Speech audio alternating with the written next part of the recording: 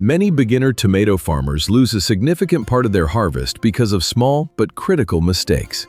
Tomato plants are sensitive to water, nutrients, and environmental conditions. In this video, we will explain 3 common tomato farming mistakes and how you can avoid them to improve yield and fruit quality.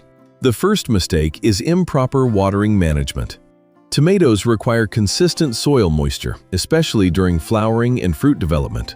Overwatering can suffocate the roots by reducing oxygen in the soil, leading to weak root systems and possible root diseases. Underwatering, on the other hand, causes plant stress, blossom end rot, and fruit cracking. Instead of watering randomly, growers should check soil moisture regularly and apply water in controlled amounts.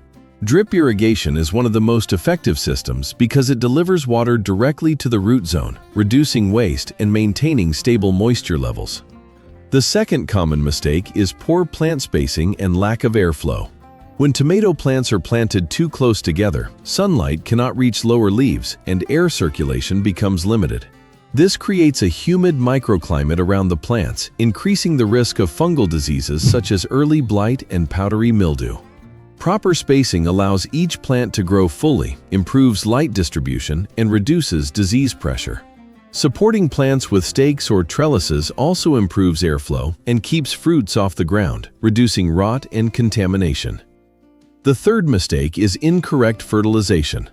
Many new growers believe that applying more fertilizer will automatically increase yield. However, excessive nitrogen leads to excessive leaf growth while reducing flower and fruit production.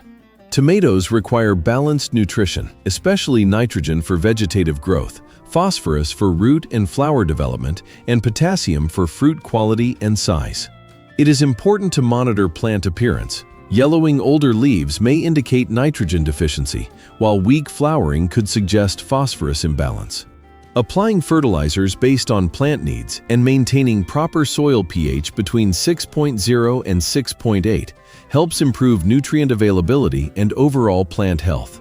In addition to these 3 mistakes, beginners should also monitor pests regularly, remove damaged leaves, and keep simple farm records to track irrigation, fertilization, and harvest data.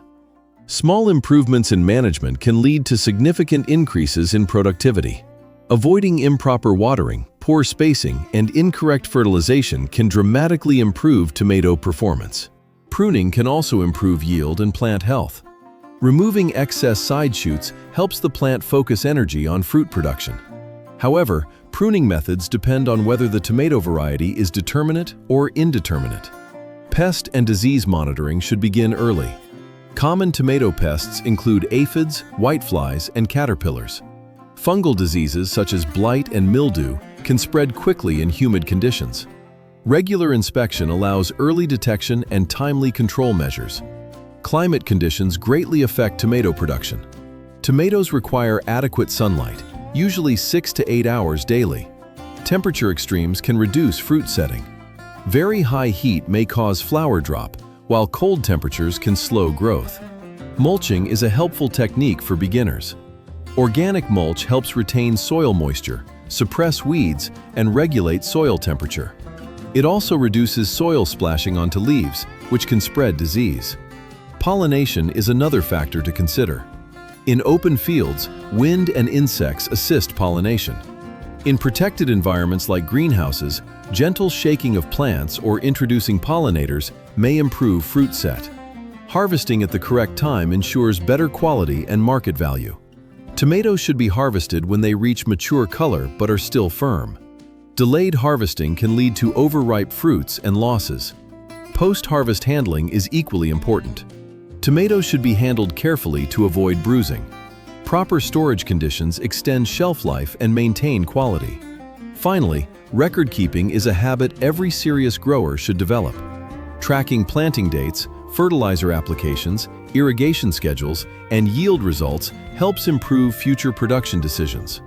In conclusion, successful tomato farming depends on proper variety selection, soil preparation, spacing, irrigation, balanced nutrition, pest management, and careful harvesting. Beginners who follow these practical steps can significantly increase their chances of achieving healthy plants and productive harvests. When the same crop is planted repeatedly in the same soil, it continuously absorbs the same nutrients. Over time, specific nutrients become depleted. For example, crops like corn require large amounts of nitrogen. If corn is grown season after season, soil nitrogen levels drop significantly, reducing future yields. Crop rotation helps solve this problem. Different crops use different nutrients and interact with the soil in different ways. For example, cereal crops such as wheat or corn are often followed by legumes like beans or peas. Legumes have a special ability to work with beneficial soil bacteria to fix atmospheric nitrogen into the soil. This natural process increases soil nitrogen levels and reduces the need for synthetic fertilizers. Another important benefit of crop rotation is pest and disease control. Many pests and plant diseases are crop-specific. If the same crop is planted repeatedly, pests that feed on that crop can build up in the soil. However, when farmers rotate to a different crop, the pests lose their food source and their population naturally declines. This reduces the need for chemical pesticides and supports healthier plant growth. Crop rotation also improves soil structure. Different crops have different root systems. Some plants develop deep roots that break up compacted soil layers, while others have shallow roots that improve surface soil quality.